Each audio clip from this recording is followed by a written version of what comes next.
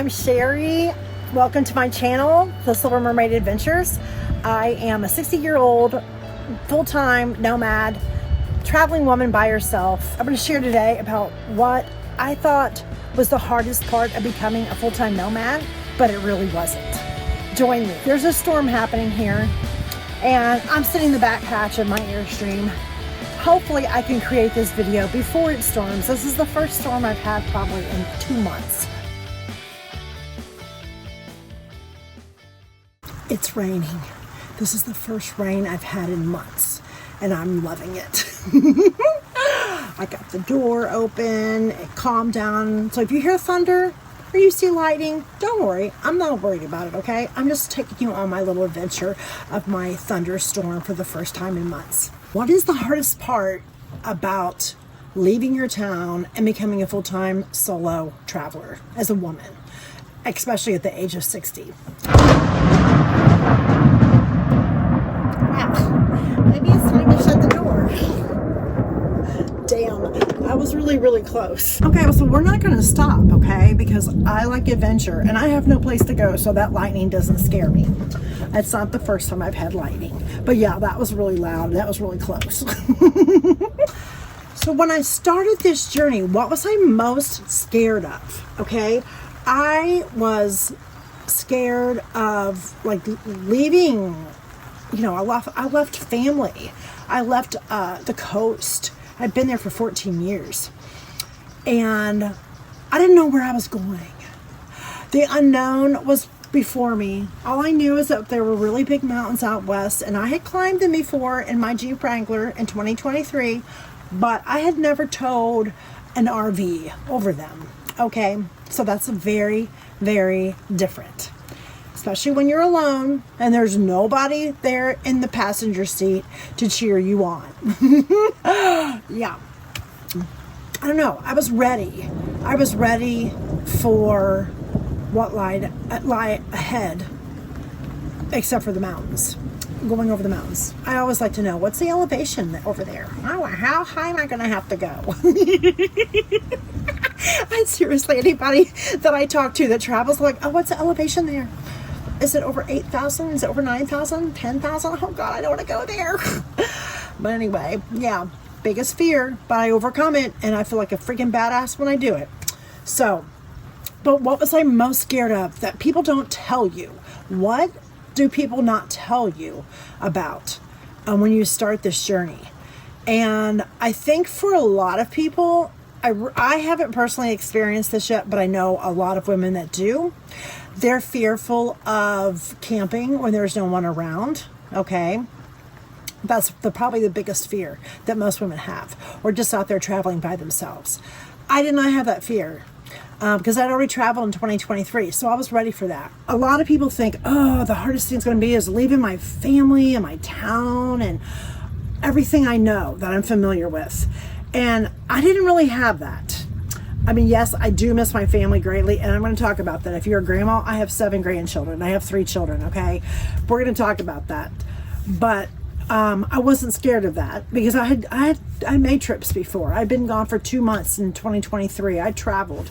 I had a daughter across the country from me. I don't like that, but I've learned my kids have to live their lives, and I have to live my life. The things that for a lot of women is their identity. Because all of a sudden you're a grandma, all of a sudden you're a mom, all of a sudden you're working this full-time job, wearing, fancy clothes to work. I think a lot of women struggle with identity, and they don't know how to handle that once they get out on the road. And I think as a woman, you need to embrace it.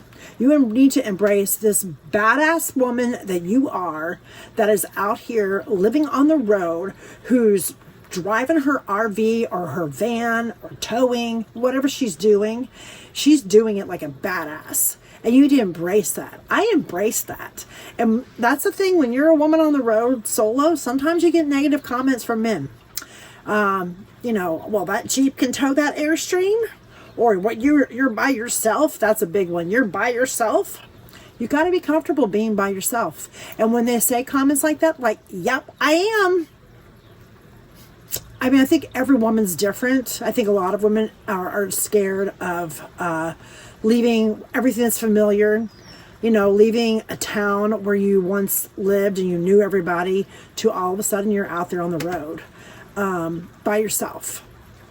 Now, there's a community to be had out there. There's a lot of women out there living the nomad life, and you can find them. You just got to get out of your camper or your RV or your van and get friendly and come out of your comfort zone and meet them. So that's one of the biggest things I hear from women is they get lonely, they get sad. And I think that's another thing people get, they get lonely, you know, they think about getting lonely. So how do you overcome that? You just get out there. You get out there and you meet people. How do you overcome going over big mountains? You just get out there and do it because you don't have a choice. If you want to see Montana, you got to climb the mountains. If you want to have friends and do things with people, get out and do things with people. Go to music bingo. If there's a brewery or a winery around, go hear live music. Meet people. Don't sit over in a corner by yourself unless that's what you want to do, but go meet people, get to know them. But I've made a lot of friends on the road, especially if you're in a campground. Now, if you're boondocking, not so much, but boondock near towns. I wanted to say one more thing about if you have this huge fear when you want to start something, and it can be a woman wanting to start a van life, RV life, a new chapter of life, moving somewhere else, traveling full-time, part-time, whatever it is. It can even be a guy. He's going to retire and he's like, now what am I going to do with my life? I fear like I have nothing to do. Look fear in the face and plow through it, okay? When you come out of your comfort zone and whatever you're fearful about, you gotta look it in the face and you gotta say, not today. Because your fear is only as big as you allow it to be, okay? And I know, because I've had a lot of fear. I've had some really scary times on the road. I've gone through storms, and I'll share more about that. I've gone through tornado warnings. I was just talking to a friend about that today. 1 o'clock in the morning, the very first time I ever boondocked was a tornado warning.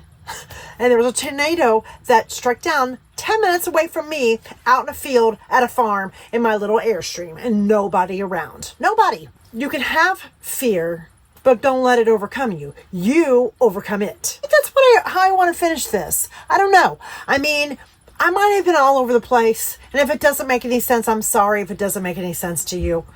But the only fear that I started with starting this journey was the mountains. And how am I going to feel about going out there, but I really was excited about it more than anything. So I think rather than have the mindset of like, oh gosh, how am I going to feel leaving my town, my people, my family? Just think about this big adventure that you're on. You're getting ready to embark upon whatever it is and get really excited about it. Do your research, learn, and just pump yourself up and change your mindset that I'm going to conquer that fear.